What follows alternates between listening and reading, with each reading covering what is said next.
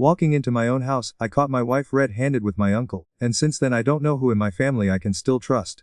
I need to tell this story cause I'm drowning and nobody around me understands why I won't just get over it. They say time heals.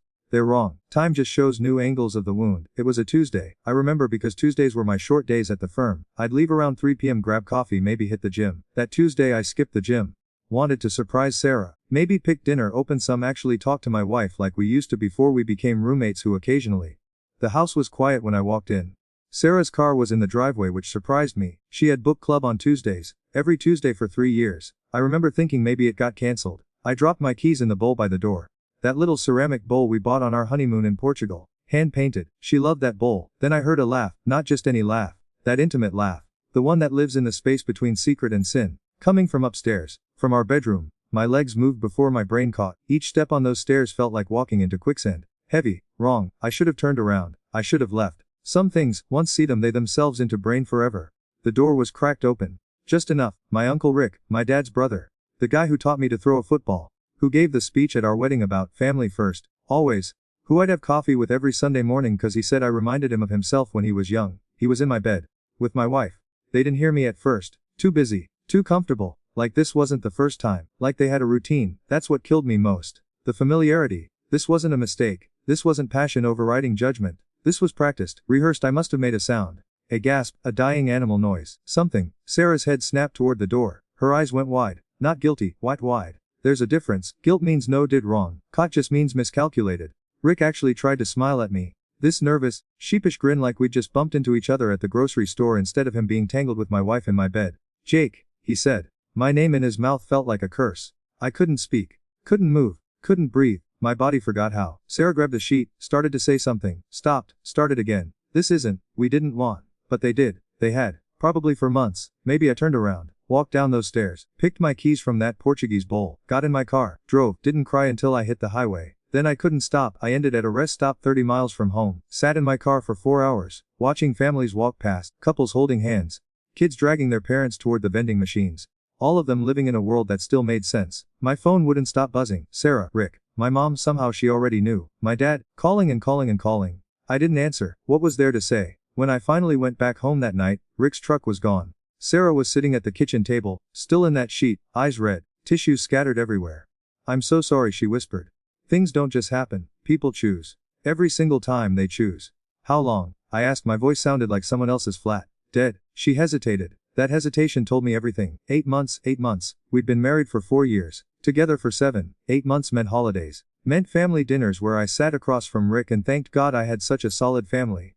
Meant our anniversary trip to the mountains where she barely touched me and I blamed for working too much. 8 months meant every time I'd called Rick for advice about reconnecting. With Sarah, he was the problem I was trying to solve. He was there for me, she said, and I wanted to laugh. Wanted to scream. Or always working, always somewhere else. There it was. Her justification. Her permission slip for betrayal. I didn't pay enough attention, so she found someone who would. My uncle. Get out, I said. Jake, we need to talk out of my house. Now, she left. Took a suitcase, said she'd stay with her sister. I sat in that kitchen until sunrise staring at the wall, trying to understand how the man I trusted most in the world and the woman I promised forever to had turned me into a nightmare I couldn't wake from. The next day, my dad showed. Didn't knock, just walked in like he'd done 1,000 times before. Found me on the couch, same clothes, same dead stare. Rick told me, he said. Not I'm sorry, not okay, just acknowledging the confession. Good for Rick. Feels terrible. That made me laugh, actually laugh, this broken bitter sound at my chest. He feels terrible. He feels, Jake, I know, or angry. I stood, started pacing. Dad, he didn't rear-end my car. He didn't forget my birthday. He destroyed my marriage. In my bed, and are telling me he feels terrible. My dad sighed, that heavy sigh he does when he's about to say something he knows will. Mother wants to have a family dinner. Work this out, we can't let this tear it apart. I stared at him. Really looked at him. Saw a man choosing his brother over his son. Saw the moment my family picked sides and I lost. Work it out, I repeated. Want me to sit at a table with the man who's been sleeping with my wife for 8 months and just work it out, his family. So am I. He made a mistake. For 8 months, that's not a mistake, Dad. That's a choice. Multiple choices. Hundreds of them. But he wasn't hearing me. I could see it in his eyes. Rick was his baby brother. The one he protected growing. The one who could do no wrong. And I was supposed to be the bigger person. The understanding one. The one who forgave because that's what family does. I asked him to leave. He looked like I was the one breaking this family apart. After he left, I called a lawyer. Best decision I made in the worst week of the divorce was surprisingly easy. Sarah didn't ask for much. I think she was too ashamed. Or maybe she just wanted it over so she could be with Rick without the mess of an angry husband in the background. She sent me one letter. Handwritten, 5 pages of explanation and apology and justification. I read the first paragraph and it away. Nothing she could write would matter. Nothing she could say would change what she took from me. Because it was just my marriage she destroyed. It was my family. My history. Every memory I had now came with an asterisk. Every holiday photo, every Sunday breakfast, every moment I'd felt loved and supported, all corrupted, all poisoned. My mom called every day for a month. I stopped answering after week 2. She wanted reconciliation, wanted everyone to get along, couldn't understand why I wouldn't just forgive and move on. She actually said, "These things happen, sweetheart. People make mistakes." People, like it was a stranger, a random person, not her brother-in-law, not the man she'd known for 40 years. My younger sister Emily was the only one who got it. She called the day after I filed for divorce, crying. "I feel sick," she said. "I can't look at him. I can't look at any of them." "Then don't," I told her. "But it's Mom's birthday next week. They expect us both there. Jake, they invited Rick." Of course they did. I didn't go to my mom's birthday. First one I'd missed in 32 years. She sent me a text that night. Her breaking my heart. I wanted to tell her that my heart was already broken. That can't break what's already shattered into dust. But I didn't. Just turned off my phone and sat in my apartment. This sterile space that didn't feel like home. Surrounded by boxes I hadn't unpacked because unpacking meant accepting this was my now. Sarah moved in with Rick 2 months after I caught them. They didn't hide it. Didn't wait. My cousin posted a photo of them at a restaurant, laughing, his arm around her, and someone tagged me before they realized what they'd done. I stared at that photo for an hour. She looked happy, genuinely happy, happier than I'd seen her in years. Maybe I had been a bad husband, maybe I did work too much, stay distant, forget to notice the small things, but that didn't give her the right to destroy me. That didn't give him the right to betray me. I started seeing a therapist. Dr. Chen. She asked me what I wanted to get out of our sessions. "I want to stop feeling like I'm dying," I said. She nodded. "That's a good start. Turns out, don't just bounce back from this kind of betrayal. Carry every day, every conversation, every time meet someone new and they ask about family, and have to decide how much truth to tell." I lost 15 pounds that first month. Couldn't eat, couldn't sleep. Would wake at 3 a.m. in a panic, replaying that moment in my head, the door, the laugh, their faces. Work suffered. I'd been on track for junior partner. Suddenly I was the guy making mistakes in briefs, missing deadlines, showing late with hollow eyes and coffee, stained shirts. My boss pulled me aside. "Jake, take some time. Whatever need. Just take care of Pa." I took 2 weeks. Spent them driving, just driving the coast, through mountains, past towns I'd never heard of. Trying to outrun the thoughts, the anger, the humiliation didn't work. Can't drive away from. When I came back, Sarah had sent the divorce papers signed. Her lawyer signed mine. It was done. 4 years of marriage, 7 years together, ended with signatures and stamps. I thought I'd feel relief, freedom. Something other than this hollow ache that lived in my chest like a second heartbeat. I felt nothing. Just empty. The worst part wasn't losing Sarah. I realized pretty quickly I'd lost her long before I caught them. Maybe years before. We'd become strangers who shared a mortgage. The worst part was losing my family, my history, my foundation. Thanksgiving came. My mom called. "We're coming, right? It's tradition. We always spend Thanksgiving together. Is Rick gonna be there?" Silence. "Mom, he's family, Jake, so am I. Don't make me choose." But she already had. I spent Thanksgiving alone in my apartment, eating Chinese takeout, watching football, pretending I was okay. Emily texted me a photo of the dinner table, everyone there smiling. Rick at the head of the table where my grandfather used to sit, Sarah next to him. "I'm so sorry," Emily wrote. I tried to say something. Dad told me to stop causing drama. I was the drama. My pain was the inconvenience. My betrayal was the problem. Everyone wanted to go away so they could be comfortable again. I've learned something in these past months. Something dark and true and terrible. People will protect their comfort over truth every single time. My family chose peace over justice. Chose the illusion of unity over actually supporting me. And I don't know if I'll ever forgive them for that, because Rick didn't just take my wife, he took my family. My safe space, the people I thought would always have my back, and they let him. Christmas was 3 weeks away when I found out Sarah was pregnant. Emily told me. She didn't want to, I could hear it in her voice, but she said I deserved to know before I heard it from someone else.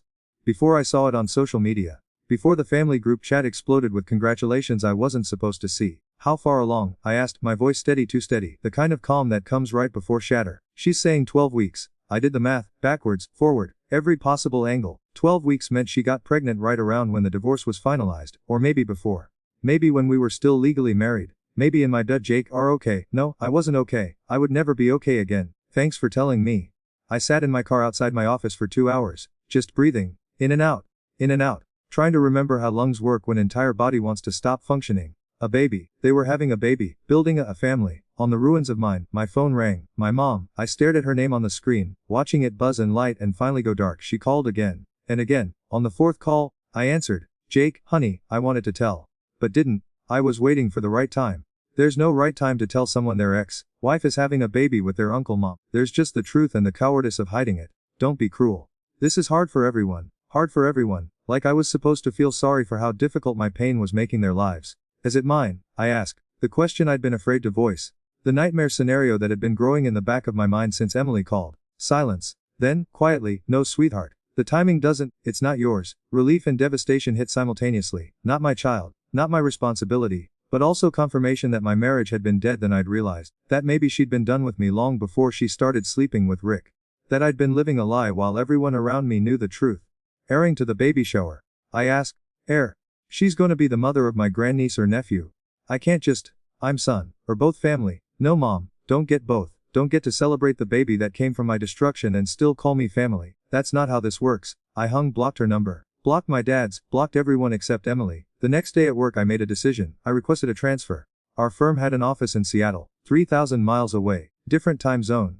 My boss approved it immediately. I think he was relieved. I'd become a ghost in the office anyway. Present but not there, functional but broken. I had 2 weeks to pack and leave. Emily came over to help me pack. We worked in silence, mostly wrapping glasses in newspaper, taping boxes, dismantling furniture. All these things I'd bought with Sarah.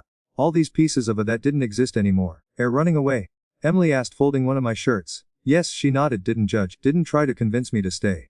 I could come with, she said quietly. Why don't I have school? My friends, my family, is here. I corrected. Or my family too. Then why are still going to Sunday dinners? Why are still pretending everything is normal? She stopped folding. Looked at me with tears in her eyes. Because I'm not as strong as. Because if I them off I'll have no one. At least have. I'm 23, Jake. I don't know how to be alone. I hugged her. This fierce, desperate hug, because she was the only person left who hadn't chosen Rick over me. The only one who still saw what was taken from me. Call me, I said. Whenever need I'll always answer, even at 3 am. Especially at 3 am. The day before I left, I drove past my old house, the one I'd bought with Sarah. Where we'd planned to raise kids, where I'd thought I'd grow old. There was a car in the driveway I didn't recognize, new curtains in the windows. They'd changed the mailbox, painted the door. They'd erased me, completely, like I'd never existed. I took a photo, don't know why, maybe to prove it was real, that I hadn't imagined the entire thing, that there was physical evidence of what I'd lost. Seattle was gray and cold and perfect. Nobody knew me here. Nobody had opinions about my divorce or my family drama or my pain. I was just another person in a city of strangers. I found an apartment in Capitol Hill. Small, modern, nothing like the craftsman house I'd left behind. No memories in the walls, no ghosts in the corners. Work was intense. The Seattle office handled bigger clients, more complex cases. I into it. 16-hour days, weekends. Anything to keep my brain occupied. Anything to stop the thoughts. My new boss Janet noticed. We're going out, she said one Friday even at my desk at 9 p.m. I'm fine. We're running. I recognize it because I did the same thing after my divorce. I looked at her. Really looked. She was maybe 50, sharp eyes, no nonsense demeanor, the kind of person who'd survived something and came out harder. Does it get better? I asked. No, she said honestly, but get stronger. And eventually strong enough is good enough. I started seeing a new therapist, Dr. Reeves. She specialized in trauma and betrayal. Turns out, what I was experiencing had a name. Betrayal trauma. It's what happens when the people trust most destroy that trust so completely that brain struggles to process reality. Or grieving multiple losses simultaneously. Dr. Reeves explained. Marriage, family structure, identity as a husband and son and nephew, sense of safety in relationships, belief that people love won't. That's a lot to carry. How do I stop carrying it? Don't. Learn to carry it differently. 3 months into Seattle I got a call from a number I didn't recognize. Almost didn't answer. But something made me pick. Jakey, it's Aunt Melissa, Rick's wife. Ex-wife, technically. They'd divorced 2 years before all this happened. I'd always liked her. Thought Rick wasn't for letting her go. Hi, I said cautious. I heard what happened. With Sarah. And Rick. Silence. I'm sorry, she continued. I know sorry doesn't fix anything, but I wanted to know that I see it. What he did, what he took from Pine. Why are calling? Not rude, just confused. 'Cause I know what it's like to be betrayed by him. And I know what it's like to have a family choose him over the truth. I just wanted to know we're not crazy. Or not overreacting. And are not alone in seeing him for what he really is. I hadn't realized how much I needed to hear that until she said it. This validation from someone who had no reason to lie. Who'd been through her own version of this nightmare? I asked. Multiple times. The family knew. They called it rough patches, told me marriage takes work, that I should be more understanding. She laughed, bitter. Turns out, understanding just means accepting being disrespected. We talked for an hour. About Rick. About family loyalty that's really just enabling. About how betrayal from family cuts deeper than any other kind because it destroys foundation. I don't talk to them anymore, she said. Haven't in a year. Best decision I ever made. Don't miss them. I miss who I thought they were. But those people never really existed. I was just too loyal to see it. After we hung, I felt something shift. Not healing, not forgiveness, permission to stop questioning, to stop wondering if I was the problem. Emily called that night, late, crying. They had the baby shower today, she sobbed. Everyone was there, acting like it's this beautiful thing, this miracle, and I just kept thinking about how wrong this all is. Did go. Mom guilt tripped me. Said I was choosing sides, that I was being dramatic. Are choosing sides, we all are. There's no neutral in this. I all of it. That I have to choose between my brother and my parents, between what's right and what's comfortable. Then choose what's right. Even if it means losing them. Already lost them. They chose Rick. They chose their comfort. We're just deciding whether to keep pretending didn't notice. She went quiet for a long time. I could hear her breathing. Thinking, processing. I don't want to end alone, she whispered. Being alone is better than being with people who make betray. 2 weeks later, Emily showed at my apartment in Seattle.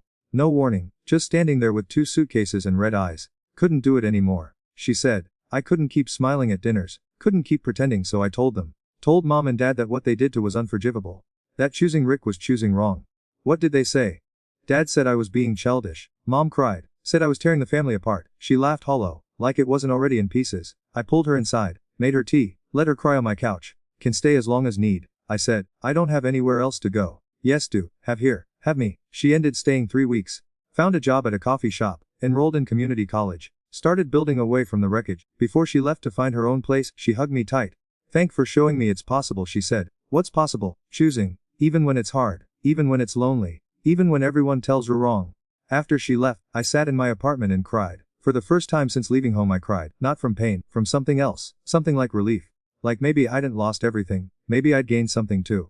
Self-respect, boundaries. Truth. 6 months into Seattle I ran into someone at a coffee shop. Literally ran into her, spilled her lad all over her laptop. I'm so sorry, I said, grabbing napkins, panicking. She laughed. Actually laughed. It's okay. I was procrastinating anyway, just gave me an excuse. Her name was Maya. She was a graphic designer. Funny, sharp, easy to talk to. We ended talking for 2 hours. Then she gave me her number. I stared at that number for 3 days, terrified. Because what if I tried again and got destroyed again? What if trusting someone new was just setting for more pain? But Dr. Reeves had said something in our last session that stuck with me. The opposite of betrayal isn't safety, it's risk, calculated, boundaried risk. But risk nonetheless. I texted Maya, we went to dinner, then another dinner. Then a hike, then movies and museums and lazy Sunday mornings with coffee and conversation. She asked about my family one night. We're not close, I said. Default answer, safe answer. That's okay. Not everyone is. But she kept looking at me. This gentle, patient look. Like she knew there was more but wouldn't push. My uncle slept with my wife, I said finally. My family chose him. So I left. I waited for her to get uncomfortable. To change the subject. To decide I was too damaged, too complicated, too much. Instead she reached across the table and took my hand. That's brutal, she said simply. I'm sorry that happened. To point, no advice, no silver lining. No, everything happens for a reason. Just acknowledgement. Just seeing me. I started to believe, maybe, that not everyone would destroy me. That some people were capable of basic decency. That trust, carefully given. Then my phone rang at 2 a.m. on a random Tuesday. My dad's number. I'd unblocked it months ago, though we hadn't spoken. Jake. His voice was shaking. It's Mom. She had a heart. Need to come home. And just like that, the past came roaring back. I booked a flight for the next morning. Maya drove me to the airport at 5 a.m., neither of us having slept. She didn't ask if I wanted her to come, didn't offer hollow reassurances, just held my hand in the parking garage and my forehead. Call me when land, she said. Call me whenever. The flight was 5 hours. I spent all of them staring out the window, watching clouds and thinking about the last thing I'd said to my mother. Don't get both. Cold. Final. True. Now she was in a hospital bed and those be the last words she ever heard from me. Emily picked me from the airport. She looked exhausted, older somehow, though it had only been 4 months since she'd visited Seattle. How bad is it? I asked. Bad. They did surgery last night, put in 2 stents. She's stable but, Emily's voice cracked. She's asking for Punk. Is he there? I didn't have to say who. Rick. Yeah. Dad called him immediately. He's been at the hospital since last night. Him and Sarah both. Of course they were there, playing the role of devoted family members, probably getting sympathy from nurses about how stressful this must be for them. I need to prepare me, I said. Is she going to take his side, even now? Emily gripped the steering wheel tighter. She's gonna ask to forgive everyone. She's gonna say is too short for grudges. She's gonna make her heart about forcing reconciliation. So nothing's changed. No, nothing's changed. Except now she's vulnerable and she'll use that. The hospital was bright and cold and smelled like antiseptic and fear. Emily led me through corridors I didn't recognize to a room I didn't want to enter. My dad was sitting in a chair by the window. He stood when he saw me, started to approach, stopped. Thank for coming, he said, like I was doing him a favor, like this was optional. My mom was asleep, machines beeping softly, IV lines snaking from her arms. She looked small, fragile, not like the woman who raised me, not like the woman who chose everyone's comfort over my pain. Can I have a minute alone with her? I asked. My dad nodded and left. Emily squeaked. I sat in the chair beside her bed. Watched her breathe. Each breath mechanical, assisted by tubes and machines and medicine. Hi Mom. I said quietly. I'm here. Her eyes fluttered open, took a moment to focus. Then shrieked tired smile that made her look 100 years old. Jakes whispered, my boy, don't talk, just rest. No, she reached for my hand, her grip surprisingly strong. I need to say this.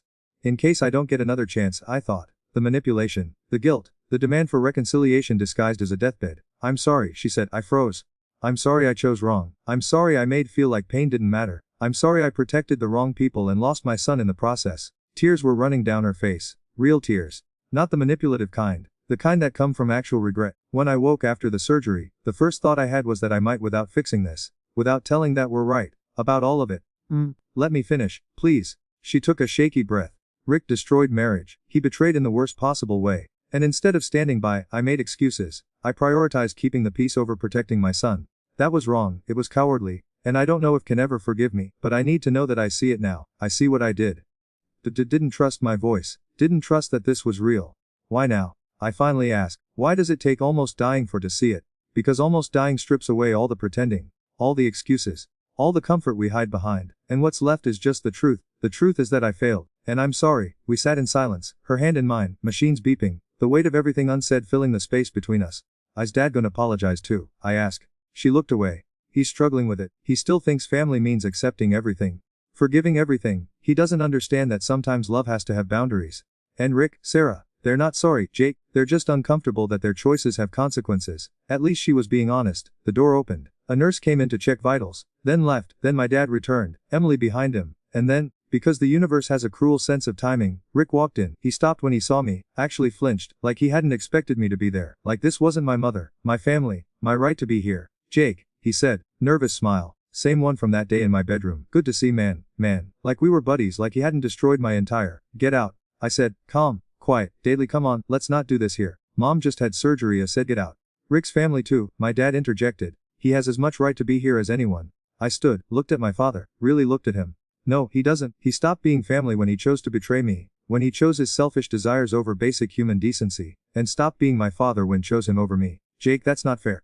Fair. I laughed. The sound echoed in the small room. Want to talk about fair? Fair would have been kicking Rick out of the family the second found out. Fair would have been supporting son instead of protecting brother. Fair would have been choosing right over easy. Rick held his hands. Look, I know I messed. I turned to him. All the rage I'd been containing for 18 months came flooding out. Messed is forgetting a birthday. Messing is a bad joke at dinner. Didn't mess Rick. Systematically seduced my wife, betrayed my trust, came to Sunday dinners and gave me advice and looked me in the eye and lead. For 8 months. That's not a mistake, that's malice. I never meant to did. And do it again. Because people like don't actually care about the damage caused, just care about not being held accountable for it. Sarah appeared in the doorway, pregnant belly obvious now. She looked at me with something like pity. Like I was the pathetic one, like I was the problem. This isn't the place for this, she said softly. Mother needs calm. Needs peace. I said, both of are the opposite of peace. Jake, my dad started. No, I'm done. I'm done pretending that what they did is forgivable. I'm done protecting everyone else's feelings while mine get trampled. I'm done being the problem because I won't just swallow this betrayal and smile. I looked at my mom. She was crying again, but she was nodding, this small almost imperceptible nod.